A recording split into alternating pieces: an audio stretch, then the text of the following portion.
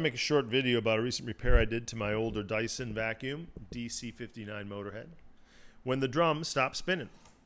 If you go online, you'll see lots of videos about the drum stop spinning. They usually tell you in a long video to take out the hair and clean it up. Well, that's nice, but what if you've done that and it doesn't work still? The answer is it's an electrical problem. Inside this drum is the motor, and the motor attaches via a cable that comes here, goes up the tube, comes out right there. We'll put the camera down. Then it's there. Then there.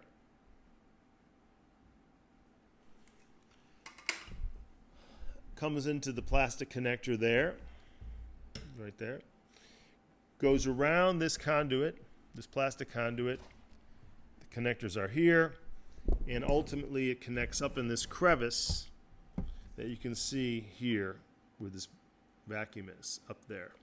And this is where a lot of dust bunnies collect. And this is the problem with mine, and it's been the problem frequently. When you clean this out, make sure you reach in here and get the dust bunnies out of that. Once you do that, you'll find that your electric is usually reconnected and your drum will start spinning again. And that is it. Take care.